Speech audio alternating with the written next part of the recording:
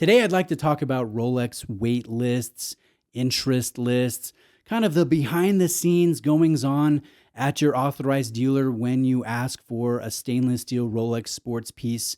And this topic video was inspired by an email that I got from Brandon, who recently bought an overseas from his authorized dealer.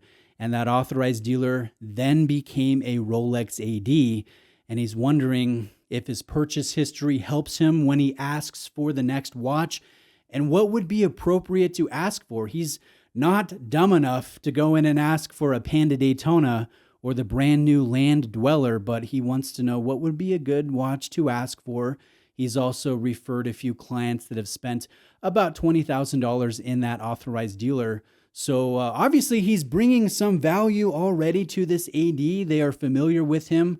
But let's go ahead and kind of talk about the ins and outs of buying a Rolex or asking for a Rolex at a authorized dealer. First, thank you to the sponsor of today's video, which is Artem Straps out of Adelaide, Australia. Artem is the best when it comes to sailcloth straps and premium FKM rubber straps. I wear Artem. I like their HydroFlex strap. I wear them on various sports pieces as I go out hiking and camping and different activities. They're not cheap products, but the quality is very apparent when you have it in person. So I've placed a link below. I get a small commission if you use my link, and any support is greatly appreciated. Now, when it comes to Rolex wait lists, there's something that we need to just kind of talk about, and that is Rolex. They have a process for how their sales associates are supposed to interact with customers, and they secret shop regularly all their ADs, and they grade the sales associates on if they're following, so to speak, the script, right? They're supposed to do certain things like following up with them within a certain time frame after taking information, registering the interest of what watch they're looking for, regular good customer service things to do. But the problem comes with the excessive amount of interest some models have and the low numbers of stock that these authorized dealers actually get on a yearly basis. I know some regions, they don't get a ton of stainless steel Pepsi GMT Master 2s. They'll be lucky to get a dozen of them.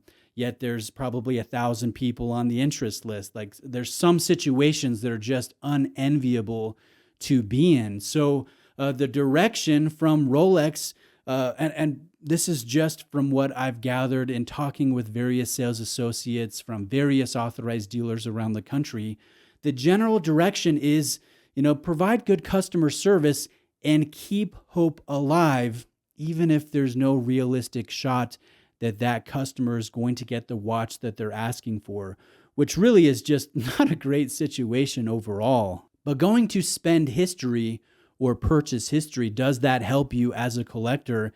And the answer is absolutely. Brandon has spent, with that overseas, I don't know, you probably don't count tax, but that's a $25,000 watch brand new. And then his friends have spent about 20. That's a good chunk of change that Brandon has brought to that authorized dealer, and I think that's a great thing. But here's something to keep in mind. You might think that that's an astronomical number for watches, and for the average person, it absolutely is. It's madness.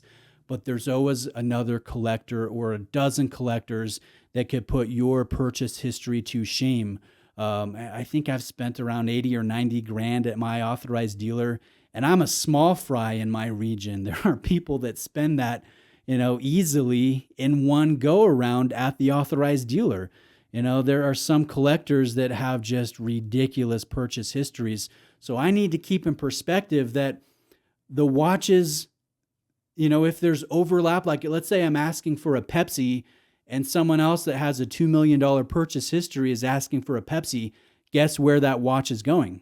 It's going to the bigger purchase history. I mean, we might moan and groan about that, but it's just the sad reality when it comes to some of the really hard to come by, very scarce models. So although you might have spent a lot of money, or maybe just a decent amount of money at your authorized dealer, there is always another, bigger fish in the ocean, so to speak. And I try to keep that in perspective personally. But yes, purchase histories help. Funneling business to that authorized dealer certainly helps. Now, let me end with one thing that I think you really need to consider, and that is asking for what you actually want. And maybe you only want a stainless steel Panda Daytona and you have no purchase history.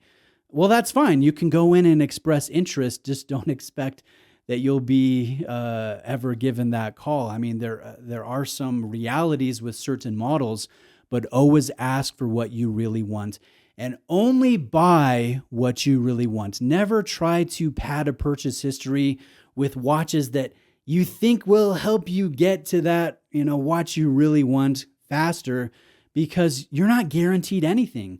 That authorized dealer might never offer you a Daytona or a Pepsi GMT Master 2. So only buy watches or jewelry or items that you will actually use, enjoy, and wear, because again, you're not guaranteed anything. But you express interest, it's their job to keep your hope alive. Purchase histories certainly help. Being kind and courteous and polite certainly helps. And absolutely be open and honest about the exact watch that you're looking for. Brandon, I don't know what you're looking for. I would say with your purchase history, it wouldn't be unreasonable to ask for, say, an Air King or a Note 8 sub or Sea Dweller 43. I don't know, whatever you're looking for, definitely ask for it. Be upfront about it. And if you really have it in your heart that you want that Panda Daytona or you want that Pepsi GMT Master 2, absolutely tell them about that desire, but recognize that maybe that's the next or 5 purchases down the line, depending on your region and depending on how that authorized dealer views you, because it's up to the AD to divvy up their allotment amongst their consumer base, which is always going to be bigger than the amount of stock that they get in. And that's just the reality of the Rolex market. But let me know your experiences. Let me know what you think. I recognize there's probably going to be a bunch of salty Rolex hating collectors in the comments, and that's certainly fine. Maybe I'll pin the saltiest comment. So go to town in that. Check out Artem Straps. Thanks for watching today, and I'll see you next time.